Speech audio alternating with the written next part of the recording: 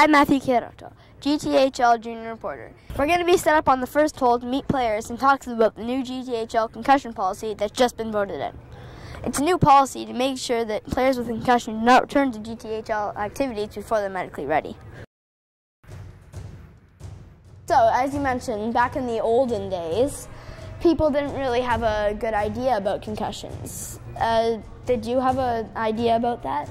When I look back at some of the injuries I had, I didn't know they were a concussion. When I was in high school playing football, for sure, I remember getting what I now know was a concussion. Back when I was probably your age, so it wasn't really a big thing back then. I got hit pretty bad, but I just got back up and played.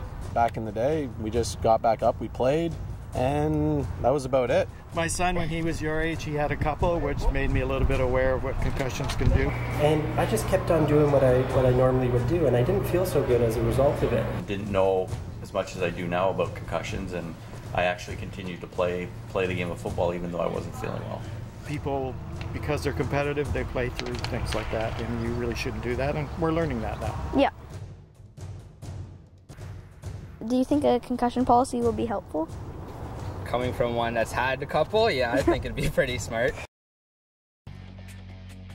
What is Home Blue Review's goal with the partnership with the GTHL? To really get everyone on the same page when it comes to kids' concussion. Can you tell me why you voted for the new concussion policy? Oh, I think it's a really smart thing to do. I think the future of hockey is that it has to be safe, has to be a place where people can go and enjoy themselves, but no, they're not going to get injured. What do you want players and parents to know about this new policy?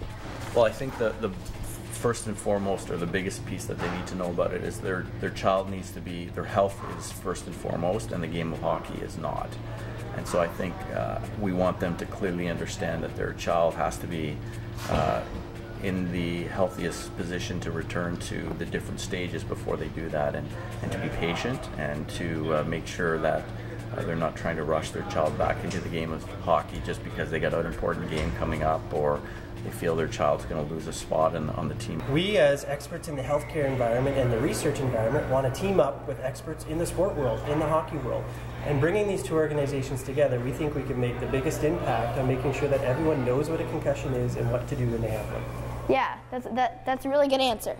Thank you. Cut. Hi, I'm Matthew Kiroto, GTHL Junior Reporter. I'm here at one of my practices, and I'm ready to interview some of my training staff. And I'm here with Coach Sean. So I understand you went to the educational session about concussions. Can you tell me what you learned?